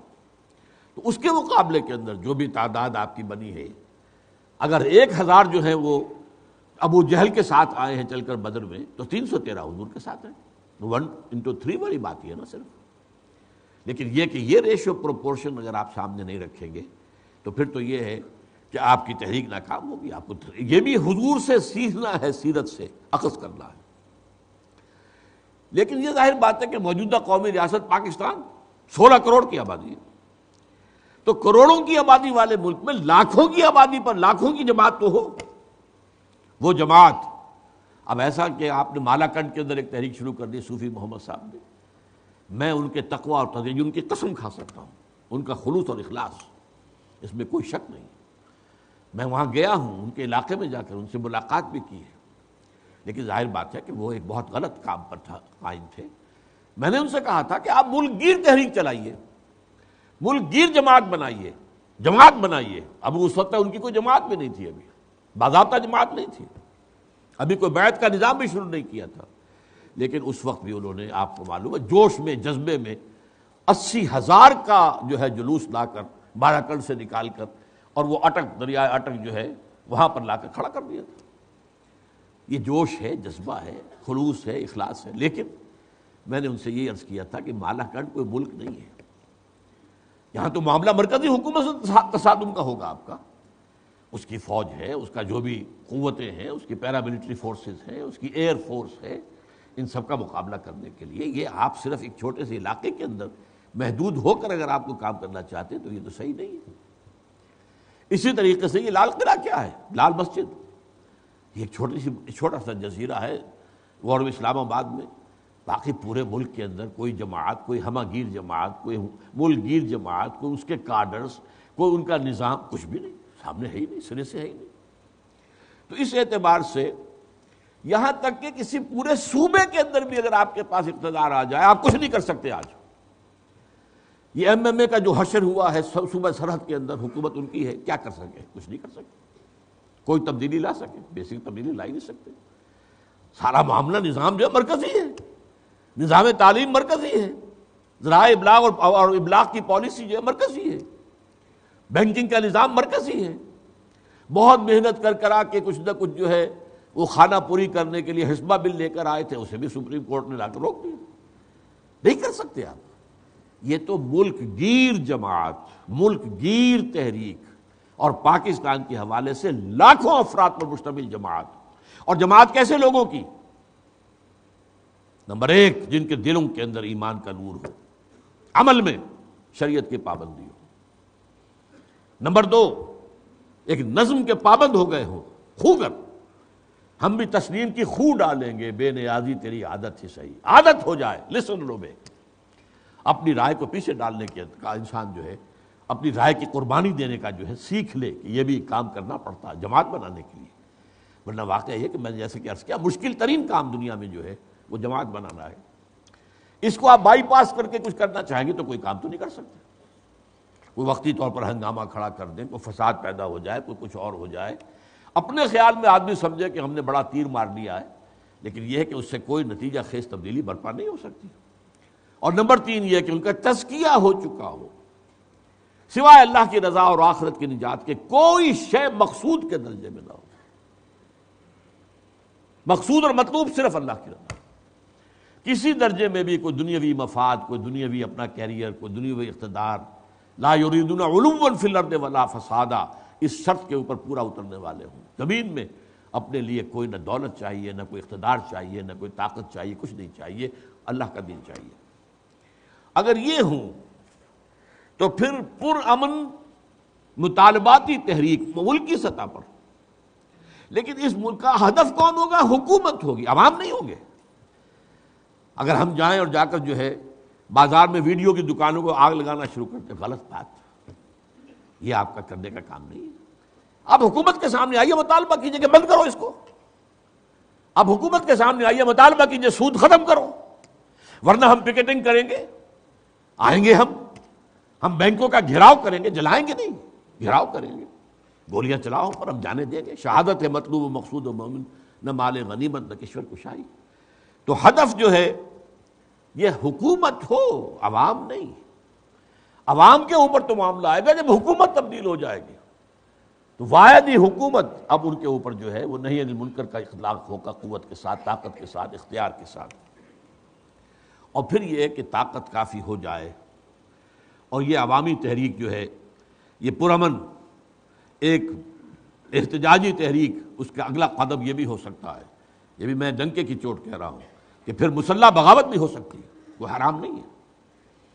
جو لوگ بھی یہ سمجھتے ہیں کہ اگر ہماری حکومت کے اندر بیٹھے ہوئے ہیں نام نہاد مسلمان، چاہے وہ کیسے بھی مسلمان ہوں، چاہے وہ امریکہ کے پٹھو ہوں، چاہے پپٹس ہوں، چاہے سیکولرزم کے نام پر اور چاہے روشن خیالی کے نام پر وہ دینی اقدار اور شاعر کا بیڑا غرق کرنے پر اترے ہوئے ہوں، لیکن یہ کہ آپ جو ہے بس ان کی اطاعت کیجئے، صرف کلمہ خیر کہتے رہیے، نہیں، غلط بات۔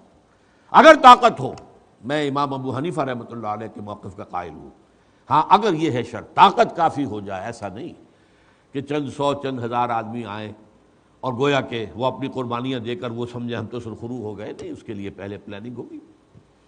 پہلے یہ کہ طاقت اتنی ہو جائے کہ جس میں کہ تقریباً بظاہر احوال کامیابی جو ہے وہ یقینی نظر آئے، تب جو ہے اس معاملے میں مسلح تصادم، مسلح بغاوت بھی حرام نہیں ہے، ناجائز نہیں ہے، البتہ فیزیبل نہیں ہے۔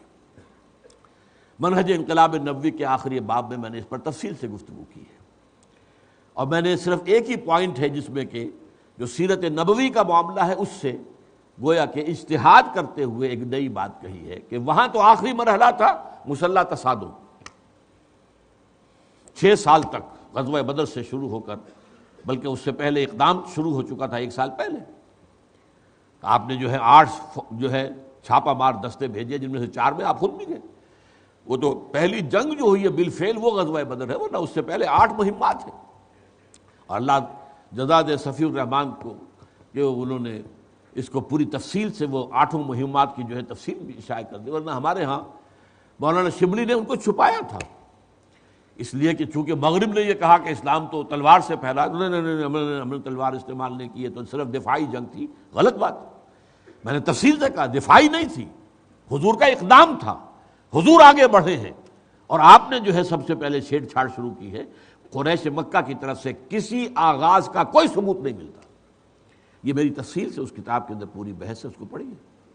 آپ نے صرف 6 مہینے لیے ہیں مدینے پہنچنے کے بعد، اور اس میں 3 کام کیے ہیں بہت بڑے۔ مسجد نبوی کی تعمیر، مرکز بن گیا۔ نمبر 2، انصار اور مہاجرین کی مواخات، ایک مہاجر ایک انصاری، بھائی بھائی۔ اور نمبر 3، یہود کو جکڑ لینا ایک معاہدے کے اندر، جو ایک pact of self joint defence of مدینہ۔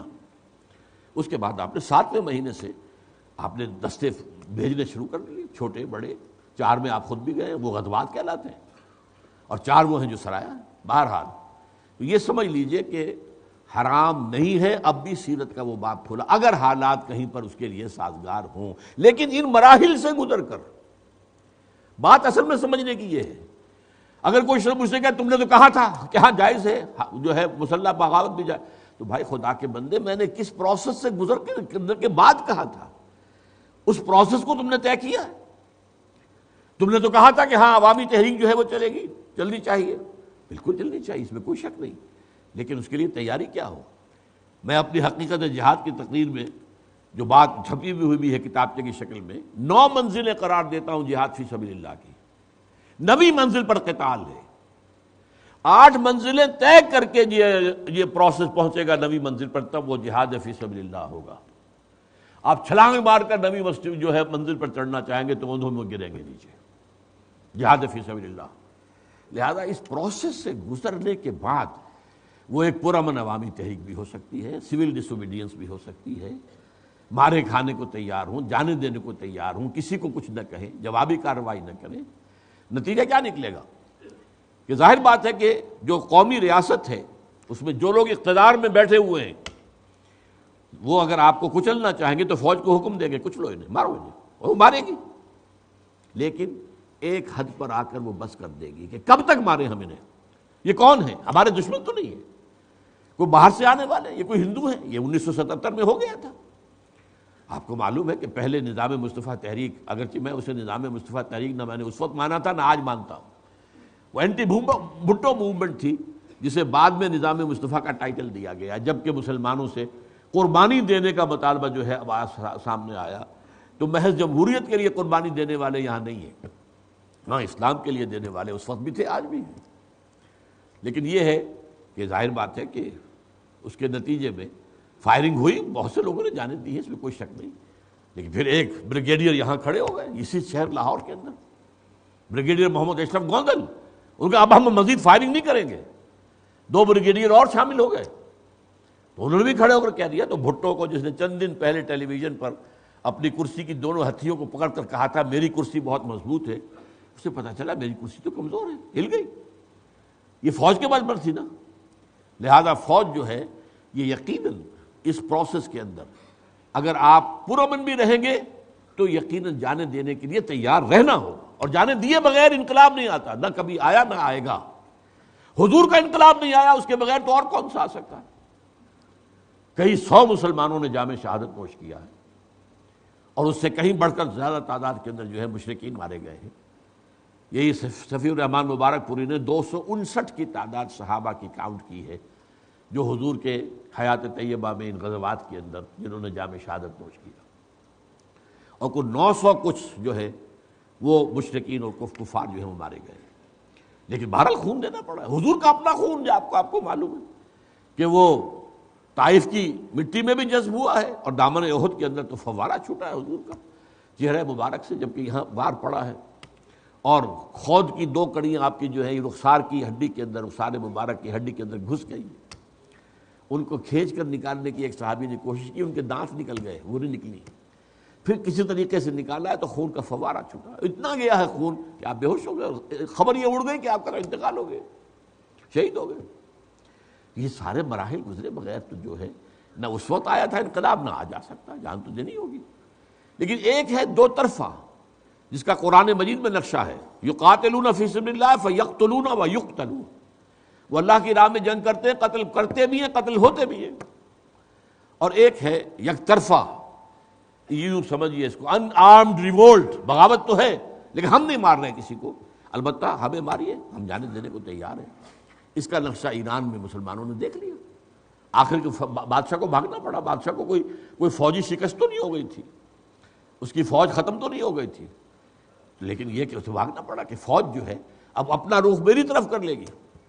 تو یہ ہے اصل میں کہ جو بھی اس طریقہ کار اس کو چھوڑ کر بائی پاس کر کے شارٹ کٹ کر کے 9ویں منزل پہ چھلانگ لگائے گا وہ بھی، اور جو میری کسی بات سے دلیل پکڑے گا کہ تم نے تو کہا تھا مسلح بغاوت ہو سکتی، بھائی ہاں ہو سکتی ہے، میں کب کہتا ہوں کہ نہیں، اب بھی میں کہتا ہوں، ڈنکے کی چوٹ کہتا ہوں کہ ہو سکتی ہے، امام ابو حنیفہ کی رائے کا میں قائل ہوں، لیکن اس کے لیے طریقہ یہ ہے اور طاقت اس کے لیے مناسب حد تک فراہم ہو چکی ہو تب، ورنہ نہیں۔ اب یہ ہے اصل میں میرے نزدیک ان ھذا صراطی مستقیما فاتبعوہ ولا تتبعوا السبل فتفرق بکم عن سبیلہ، یہ راستہ ہے سیدھا، انقلاب کا سیدھا راستہ۔ اس وقت سب سے بڑی ضرورت پوری امت مسلمہ کی یہ ہے کہ یہ انقلاب کا طریقہ ان پر واضح کر دیا جائے۔ نشان راہ جو دکھاتے تھے ستاروں کو، ترس گئے ہیں کسی مرد راہداں کے لیے. جذبے کی کمی نہیں، جوش کی کمی نہیں، خلوص کی کمی نہیں، اخلاص کی کمی نہیں. کتنی جماعتیں ہیں، ان کے کارکن ہیں، بھاگ دوڑ کرتے ہیں، محنت کرتے ہیں، دن رات کرتے ہیں، دن رات ایک کرتے ہیں، خون پسینہ ایک کرتے ہیں، لیکن کیا ہو رہا ہے؟ نتائج کیوں نہیں نکل رہے؟ خلاف پیمبر کسے نہ گزید کہ ہرگز بمنزل نہ خاد نصیب. یہ راستہ کہ امام مالک رحمۃ اللہ علیہ نے فرمایا تھا لن یصلح آخر هذه الامہ الا بما صلح به اولها. اس امت کے آخری حصے کی اصلاح نہیں ہو سکے گی مگر اسی طریقے پر جس پر پہلے حصے کی اصلاح ہوئی تھی. وہ آخری حصہ حدیث نبوی میں ہے کہ خلافت علی منہاج نبوت آئے گی پوری دنیا کے اندر، لیکن اس کے لیے جو آغاز ہوگا کسی ایک ملک کے اندر، اس منہج سے انقلاب برپا کر کے اس کا نقطہ آغاز ہوگا. اب میں دوسرے سوال کی طرف آ رہا ہوں. یہ اس معاملے کو اس حد تک کیوں بڑھنے دیا گیا؟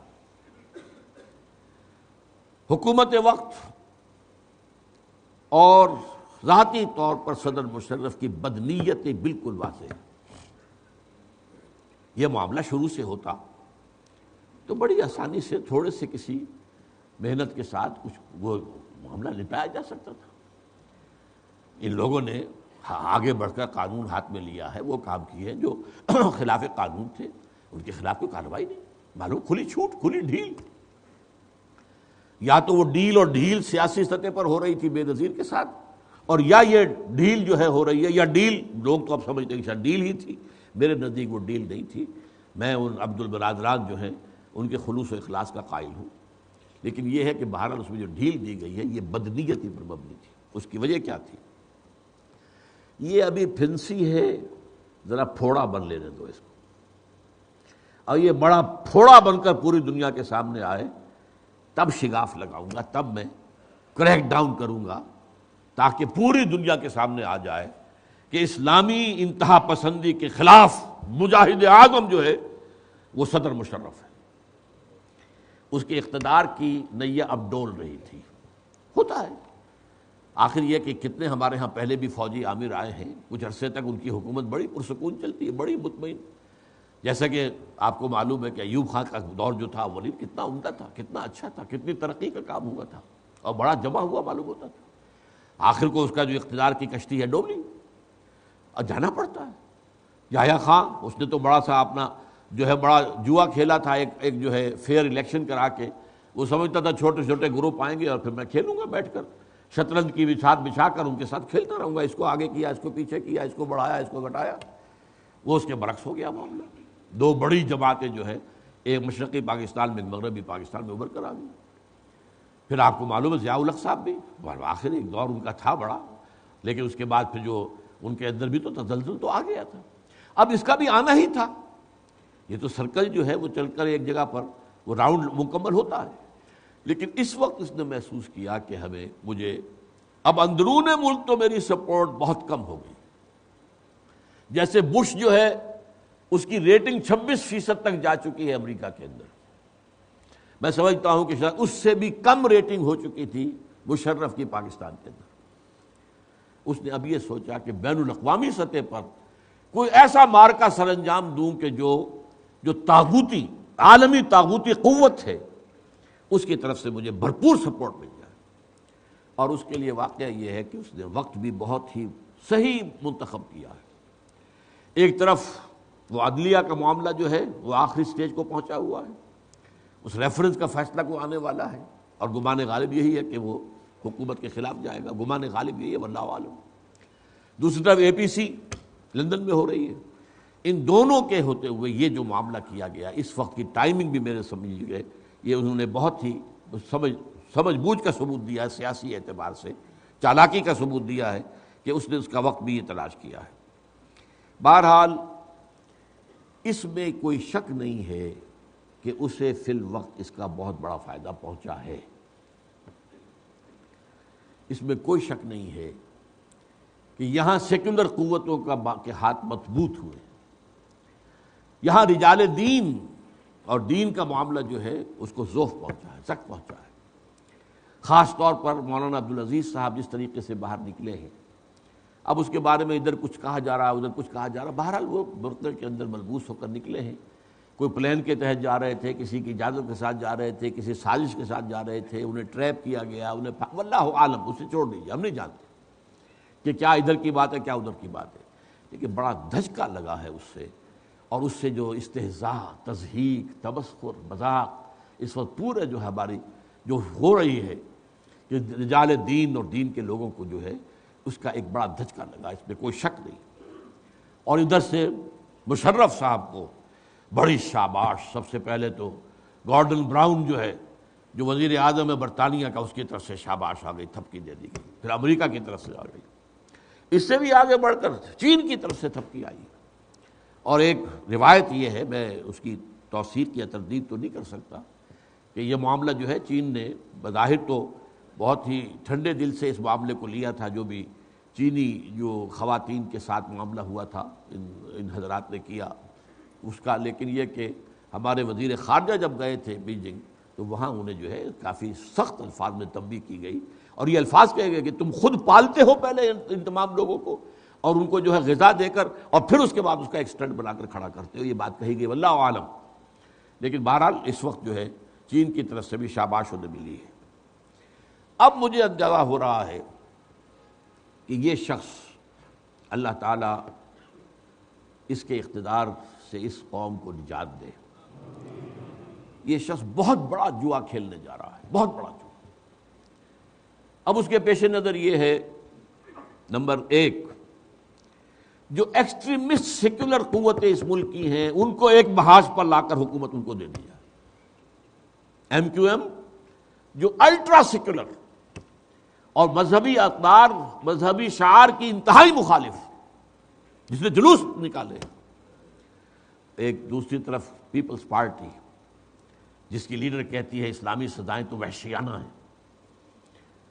تیسری طرف اے این پی سرحد میں یا بلوچستان کے اندر بھی اسی طرح کے قومی گروپ، ان کو جمع کر کے اور حکومت جو ہے ایک مضبوط حکومت ان کی بنا دی جائے، امریکہ کی پشت بنائی ہو، اس کی طرف سے امداد آتی رہے، اس کی طرف سے مدد آتی رہے، اس کی طرف سے پشت پناہی ہوتی رہے، شاباش ملتی رہے، اور اس طریقے سے یہاں پر وہ اپنی حکومت کے دورانیے کو طویل کر دیں۔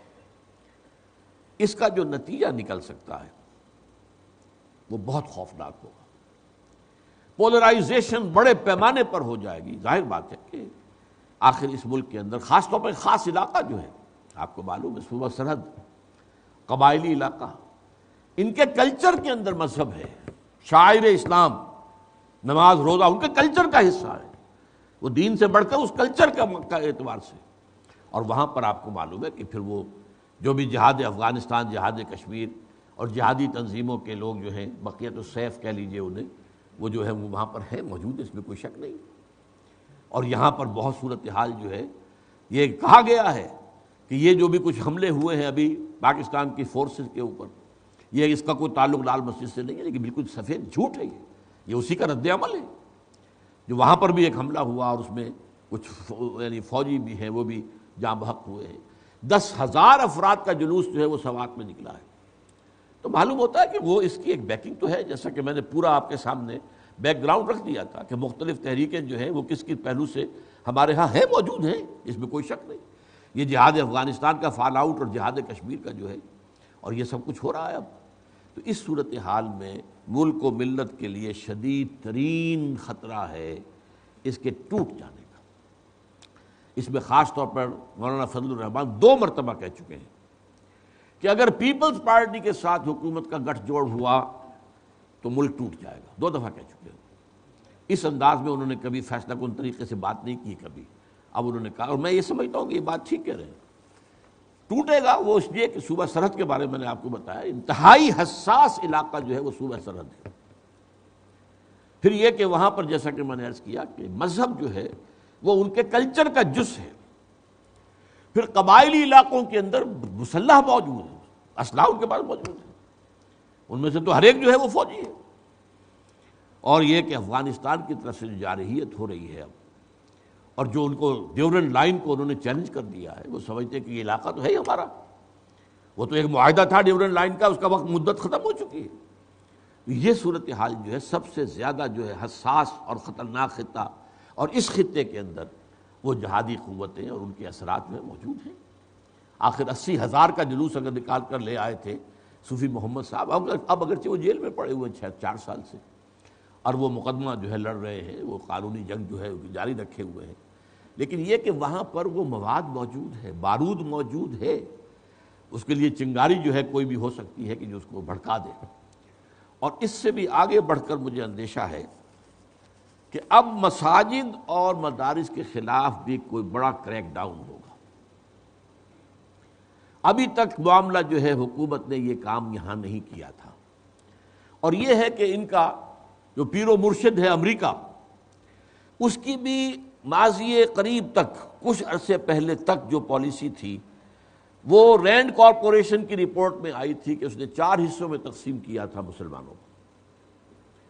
ایک ہیں فنڈامنٹلسٹ جو اسلام کو نظام سمجھتے ہیں اور نظام کی حیثیت سے اسلام کا احیاء چاہتے ہیں، اسلام کو قائم کرنا چاہتے ہیں، وہ ہمارے دشمن ہیں، ہمیں انہیں ختم کر کے رہنا ہے۔ دوسرے ٹریڈیشنلسٹ ہیں، یہ مدرسوں اور مسجدوں میں جو مولوی بیٹھے ہوئے ہیں یہ قدامت پرست ہیں، روایت پرست ہیں، یہ فی نفسہ ہی کوئی خطرہ نہیں ہے، ان کے سامنے اسلامی نظام کا کوئی مسئلہ نہیں ہے، لیکن اگر یہ فنڈامنٹلسٹ کے ساتھ مل گئے تو پھر بہت بڑا خطرہ ہے، لہذا انہیں علیحدہ رکھو اور انہیں آپس کے اختلافات کے اندر الجھائے رکھو۔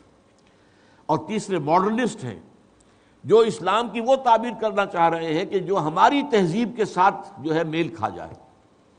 وہ 2 جاوید تو ہی لاہور میں ہیں، جاوید غامدی صاحب بھی ہیں اور جاوید اقبال بھی ہیں، جو بھی کر رہے ہیں اس وقت، جو بھی، اور ان کے بارے میں باقاعدہ سفارش کہ ایسے لوگوں کو خاص طور پر الیکٹرانک میڈیا پر ایکسپوژر دیا جائے، اس لیے کہ ظاہر بات ہے کہ مسجد میں تو کوئی انہیں داخل ہونے نہیں دے گا، کون ان کا خطبہ سنے گا، تو ایکسپوژر جو ہے ٹریڈیشنلسٹ کو تو ہر جمعے کے روز جو ہے لوگ اس کے سامنے موجود ہوتے ہیں، تو ان کو الیکٹرانک میڈیا کے اوپر جو ہے وہ ان کو سب دیا جائے، موقع دیا جائے۔ اور چوتھے سیکولر ذہن کا جو ہے مسلمان، وہ تو ہمارا ہے ہی ہے، لیکن اندازہ یہ تھا کہ گویا کہ امریکہ یا یہ موجودہ طاغوتی نظام اسلام بحیثیت دین کے خلاف، تو اس نے جھنڈا جو ہے بغاوت کا اور جنگ کا طبل جنگ بجا دیا ہے، لیکن اسلام بطور مذہب کو وہ ابھی برداشت کرنے کو تیار ہے۔ یہ میرا گمان تھا، اور یہ میں اپنی مختلف تقاریر کے اندر کہتا بھی رہا ہوں، اور میں نے بلکہ ان کی طرف سے یہ دلیل دی کہ بش یہ کہہ سکتا ہے کہ دیکھو مسلمانوں، تم یہاں آئے، تم نے ہمارے ملک میں آ کر چرچ خریدے اور مسجدیں بنا لی، سینیگوگ، سلوتے یہودیوں کے خریدے اور مسجدیں بنا لی، ہم نے کوئی اعتراض تو نہیں کیا نا۔ تم نے لاکھوں یہاں پہ جو افرو امریکن نے مسلمان بنا دیا، ہم نے اختلاف تو نہیں کیا، ہم نے کوئی تمہیں روکا نہیں، لہذا مذہب کے اعتبار سے کوئی خطرہ نہیں ہے، کوئی ہماری جنگ نہیں ہے، بلکہ یہ کہ تم روزے رکھتے ہو، ہم وائٹ ہاؤس میں تمہیں ایک دعوت افطار بھی دے دیتے ہیں، تم عیدیں مناتے ہو، ہم خاص جو ہے یادگاری ٹکٹ ایشو کر دیتے ہیں۔ ہماری جنگ جو ہے وہ سیاسی اسلام، پولیٹیکل اسلام کہتے تھے شروع میں، پولیٹیکل اسلام، پھر اسے کہا گیا فنڈامنٹلسٹ جو اسلام کو نظام سمجھتے ہیں، پھر اس میں اضافہ کیا گیا نظام خلافت، جو بھی خلافت کا نام لینے والا ہے وہ ہمارا دشمن ہے۔ لیکن اب وہاں پر جو یہودی لابی ہے اس نے ایک قدم آگے بڑھا دیا ہے، اور جو عیسائیوں میں سے نیو کونز ہیں کہ جن کی حکومت اس وقت امریکہ کے اندر اصل، اور بش جن کے ہاتھ کے اندر ایک پپٹ کی حیثیت سے ہے، انہوں نے اس سے نیچے اتر کر کہنا شروع کیا ہے یہ قرآن ہے، سورس ہے سب سے بڑی خرابی کی، معاذ اللہ ثم معاذ اللہ۔ یہ لارڈ گلیڈسٹون نے کہا تھا پچھلی صدی میں، اس نے پارلیمنٹ میں، برطانوی پارلیمنٹ میں، یہ وزیر اعظم تھا وہاں کا، قرآن مجید کا نسخہ لہرایا، جب تک یہ کتاب دنیا میں موجود ہے امن نہیں ہو سکتا، یہ جنگ سکھانے والی کتاب ہے، قاتلو، قتال کرو، جنگ کرو، یہ سارے معاملہ جو ہے یہ تو جہاد اور قتال اور شہادت جو ہے سب سے اونچا مرتبہ ہے۔ ان اللہ یحب الذین یقاتلون فی سبیلہ صفا کانہم بنیان مرصوص، لہذا وہ قرآن مجید کو بھی انہوں نے گٹر کے اندر اس کے اوراق جو ہے وہ بہائے، تاکہ مسلمانوں کی حمیت اگر جوش میں آئے تو پھر ان کے اوپر کوئی کریک ڈاؤن ہو سکے۔ اب صورت کیا ہے کہ وہ کہتے ہیں شریعت ہی حرام ہے، شریعت ہی غلط ہے، شریعت ایول ہے۔ گویا کہ اب وہ فنڈامنٹلسٹ سے آگے بڑھ کر ٹریڈیشنلسٹ کے خلاف بھی کھلا اعلان جنگ کر رہے ہیں، اس لیے کہ صاف بات ہے، یہ بات ان کی سمجھ میں آ گئی ہے تو ٹھیک آ گئی ہے۔ آخر قرآن پڑھیں گے تو کہاں لے جائیں گے؟ جہاد کی آیات کو کہاں لے جائیں گے؟ دین کے غلبے کی جد و جہد کو کہاں لے جائیں گے؟ یہ قتال اور جہاد کی آیات کہاں لے جائیں گے؟ احادیث پڑھیں گے تو کہاں لے جائیں گے ان چیزوں کو؟ لہذا وہ جذبہ جو ہے وہ تو ان کے ذریعے سے پروان چڑھے گا، پھیلتا رہے گا. لہذا اب جو ان کی جنگ ہے وہ آل آؤٹ وار ہے اگینسٹ اسلام. اب وہ تقسیم جو تھی کہ صرف فنڈامنٹلسٹ اور خلافت کا نام لینے والے اور اسلام کو ایک سیاسی اور معاشرتی اور معاشی نظام سمجھنے والے جو ہیں ان کے خلاف جنگ ہے ہماری، نہیں، اب وہ اسلام بحیثیت مجموعی، بحیثیت کل وہ ان کا ٹارگیٹ ہے. اور میں یہ سمجھتا ہوں کہ شاید اسی کے ضمن میں اب معاملہ جو ہے یہاں پر بھی ایک خبر بھی آئی تھی کہ کچھ اور مدارس کو بھی حکومت پاکستان نے سرویلنس کے لسٹ پر رکھ لیا ہے. اب مدارس، اور یہ بات اب علماء نے کہی بھی ہے بیانات کے اندر، کہ اگر اس لال مسجد اور جامع حفصہ کے واقعے کو بہانہ بنا کر کوئی جو دارالعلوم ہیں، جو اسلامی مدارس ہیں، ان کے خلاف کوئی کریک ڈاؤن کیا گیا تو شدید مخالفت کی جائے گی اور شدید مزاحمت کی جائے گی. تو یہ بھی ایک بہت بڑا جو ہے ایک خدشہ اب موجود ہے کہ یہ شخص جو ہے اگر اس کو اقتدار جو ہے اس کا طول حاصل ہو جاتا ہے تو یہ کریک ڈاؤن کرے گا اب عام مدارس کے اوپر بھی، چاہے ان پہ تدریجاً بات ہوگی، ایک ایک کر کے سب پر پورے کے خلاف این ماس کو نہ ہو، لیکن یہ کہ اس کی طرف بات آگے بڑھ جائے گی. اب آئیے آخری بات. اب جو یہ سٹینڈ آف ہے اس وقت، آج 6واں دن شروع ہو چکا ہے، اس کا فوری نتیجہ کیا نکلے گا؟ ظاہر بات ہے کہ یہ صرف اینی مینز گیس والی بات ہے، اینی بڈیز گیس، گو مگو ہے، کچھ کہا نہیں جا سکتا. ایک طرف غازی صاحب ہیں، اب ان کا اعلان صاف آ رہا ہے کہ ہمارے پاس 1 مہینے کا راشن موجود ہے اور اسلحہ بھی موجود ہے، ہم 1 مہینے تک بھی جنگ جاری رکھ سکتے ہیں. دوسری طرف یہ کہ آج کی تازہ خبر آپ کے علم میں ہوگی کہ ایک لیفٹیننٹ کرنل جو ہیں وہ بھی جاں بحق ہو گئے ہیں، پاکستان فوج کے ایک بڑے افسر، ایک میجر جو ہیں وہ زخمی ہوئے ہیں. اب معاملہ جو ہے، اور پرویز مشرف کا بیان جو ابھی میں آتے ہوئے ٹی وی پر خود سن کر آیا ہوں، ان کی زبان سے خود براہ راست بڑی دھمکی دی ہے اس نے کہ باز آ جائیں ورنہ مارے جائیں گے، مارے جائیں گے، مارے جائیں گے. یہ ہم نے ریسٹرینٹ جو اب تک کی ہے وہ اس لیے کی ہے کہ وہاں پر بے گناہ قسم کے لوگ بھی ہیں، بچے بھی ہیں اور طلباء بھی ہیں، طالبات بھی ہیں، لیکن اگر باز نہیں آئے تو پھر ظاہر کہ کوئی ایکشن ہمیں لینا پڑے گا اور بہت بڑی تباہی آ جائے گی. اب دونوں طرف موقف بظاہر تو بہت ہی بے لچک ہے، لیکن یہ ہے کہ اب ہوگا کیا؟ اگر مولانا عبدالرشید صاحب نے ہتھیار ڈال دیے تو اس ملک کے سیکولر عناصر بغلیں بجائیں گے، فتح کے شادیانے بجائیں گے، دین اور رجال دین کی تضحیک، استہزاء، تمسخر ایک دم بہت بڑے پیمانے پر ہوگا. بس ہو گیا ختم. وہ سب شہادت کی باتیں وہ کہاں گئی؟ وہ حلف شہادت کے، شریعت یا شہادت، شریعت یا شہادت، کہاں گیا بات؟ اس سے یقین جو ہے یہ بات سمجھ لیجئے. مولانا عبدالعزیز صاحب کا جو بھی معاملہ ہوا ہے، جیسا کہ میں نے پہلے کہا، میں نہیں کہہ سکتا کہ کیا ہوا، کس طرح سے ہوا. یہ تو ہے کہ وہ نکلے ہیں، برقع اوڑھ کر نکلے ہیں اور پکڑے گئے. اب آیا ان کو ٹریپ کیا گیا ہے، کوئی کسی ایجنسی کے ذریعے سے پیغام دیا گیا ہے کہ آپ نکل جائیں تو آپ کو کچھ نہیں کہا جائے گا، وغیرہ وغیرہ، واللہ عالم. سارا کچھ ہی ہو سکتا ہے ممکن. ہم تو نہ کسی بات کی توثیق کر سکتے ہیں نہ تردید کر سکتے ہیں، لیکن یہ کہ اس کا بھی دھچکا بہت بڑا لگا ہے. دین اور دین کے نام لیواؤں کے لیے یہ معاملہ بہت بڑا دھچکا ہوگا اگر اب انہوں نے سرنڈر کر دیا. دوسرا یہ ہے کہ اگر وہ جیسا کہ کہہ رہے ہیں اگر جامع شہادت نوش کر جائیں، اور انہوں نے جیسے کہ وصیت بھی لکھوا دی ہے کہ ہمیں مسجد ہی میں دفن کیا جائے وغیرہ وغیرہ وغیرہ، تو اس میں یہ ہے کہ فوری طور پر صوبہ سرحد کے اور اس کے ملحق علاقوں کے اندر تو یقیناً بہت بڑا طوفان اٹھے گا، اور بڑے پیمانے پر اس ملک کے مسلمانوں میں اور جذباتی اعتبار سے، جذبے کے اعتبار سے جو انگڑائیاں لے گا یہ جہاد والا معاملہ، اور یہ جو سارا پوری صورتحال ہے، اس کے اندر جو ہے ایک دم جو ہے بڑی تیزی آئے گی. اور یہ میں سمجھتا ہوں کہ صرف صوبہ سرحد نہیں بلکہ بقیہ بھی جگہوں پر اب ایسے لوگوں کو تقویت حاصل ہو جائے گی، اور ایک جو سمجھیے روشنی کا مینار بن جائے گا کہ جس سے لوگوں کو مستقل طور پر غذا ملے گی، حوصلہ ملے گا. یہ ایک بہادری کی ایک مثال ہے جو قائم کی گئی ہے، اور قربانی کی ایک اعلیٰ مثال ہے جو قائم کی گئی ہے. اور میرے نزدیک یہ ہے کہ عسکریت پسندی جو ہے ہمارے ہاں اس کو تقویت حاصل ہوگی. ایک آخری امکان میرے ذہن میں یہ آتا ہے، واللہ عالم ہو یا نہ ہو، یہ ہو سکتا ہے کہ کوئی ڈیل ہو جائے اور حکومت غازی صاحب اور ان کے اہل خانہ کو، ان کی والدہ، ان کی اہلیہ اور مولانا عبدالعزیز کی اہلیہ، ان کے خاندان والوں کو، ان کو معافی دے کر اور باہر نکلنے پر آمادہ کر دے، اور ان کے ساتھ صرف جو جینوئن طلبہ ہیں ان کو جانے دیں۔